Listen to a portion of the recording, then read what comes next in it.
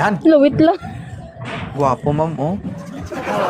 Yam-yam. Good afternoon. Uy, Good hala. afternoon, host. Sir, taga saan ka, sir? From Batangas. Batangas. Oo. Ilan taon ka na? I'm 40 years old. 40. Lamang ka ng isang taon. Yes. Isang taon lang. Okay lang to, sir? 4 ang anak? Depende naman yun sa pag-uusapan or pagkakasunduan. Ikaw ngayon tinatanong ko, ikaw bilang isang lalaki, okay lang ba? Tanggap mo isang single mom na may 4 na anak? Tanggap. Kung tanggap din ako ng kanyang magiging tanggap ako ng kanyang anak. Hindi punggol. Normal lang yun, sir, nga hindi ka matanggap ng anak niya. Siyempre, bata pa mga yun. Hindi punggol na mag-isip ba? Di ba? Siyempre, unahin natin yung anak bago yung ina.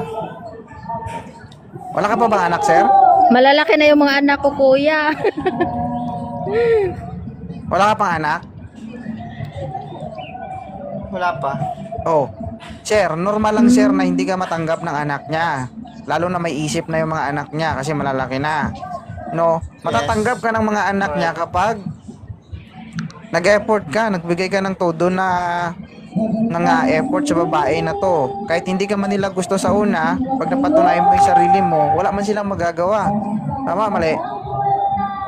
O, wag mo sabihin na kung hindi ka tanggap ng anak niya, hindi, ayaw mo rin sa kanya.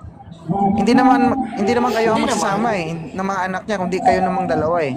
So to be, yung mga anak niya, alis lang din naman yan. Tama?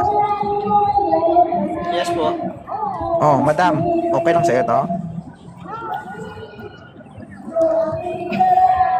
Minsan lang to sa buhay mo, ma'am. Medyo okay to, oh. Malaki-laki. Ay, sa medyo. Anong trabaho mo, kuya? Isa pong bodyguard. Anong trabaho mo, kuya? Oh, VIP bodyguard. Bodyguard. Mm-mm. Hmm. Malaki din ang kargada nito. Ilan na asawa mo? Uy, wala pa nga. Kaya umagat nga dito kay 2.0. Alam mo ba mga ang buhay ng isang sa edad mo, bodyguard? kuya, walang asawa? Ay, madam, makinig ka. Alam mo ba yung buhay bodyguard? Opo, Walang sige oras po. yan sa sarili. Oo, una sa lahat. Kapag busy ang boss, walang tulog yan. Ha? Yes, hanggang ngayon wala pa kami. Shotgun? Ngayon wala pa rin tulog. Kapag hindi yan nakauwi ng bahay mo ang boss mo, nasa labas ka rin kasama ang boss mo.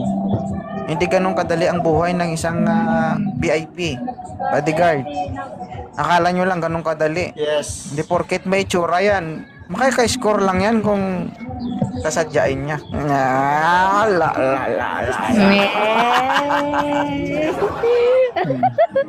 Ay, hindi nga, kuya. Okay lang to, ma'am? 4 na anak ko, kuya. Oh. Ano to si ma'am, oh, VIP bodyguard, no? Minimum sahod nito 30,000 siguro. Above. Ba't alam mo 2.0? Ba't Ano alam boss mo, politician o negosyante? Mayor. Mayor. Depende. Depende yan. Pero close in ka? Close in security ka? Yes, DJ, may... Hindi. Hindi. Private. O minimum 30,000 ma'am mo. Private. Paldo. Ayaw mo ma'am? Ha? Depende. Depende sa madam, mapag-usapan, chat. Madam, kung aayawan mo to, hindi na tayo makakahanap ng tulad nito. Ala, Diba? nalaglag yung headset ko, saglit. Madam, Ano kung po? ngayon nakakita ka ng embutido, sa sunod baka hotdog na lang yung makita mo. Ay, Maliit-liit yun. Okay na ta? sige. Sige. Sir, matagal-tagal na single to, sir. 9 years. Okay lang. Ako, wala namang problema yun sa... Para kang basta nagbukas ng usapan suma lang. nito, sir, na pag ganyan mo, tapos pag ganyan mo, gumaganyan mo. Ay, Yaw. malagkit. Diba? 2.0 sa bagay, di pa, ang tagal ko na hindi nakakita na kasi busy lagi sa work. Oo. Hindi ka nakakita. Pero nakakahawak. Kapag madilim. Lost ni mo.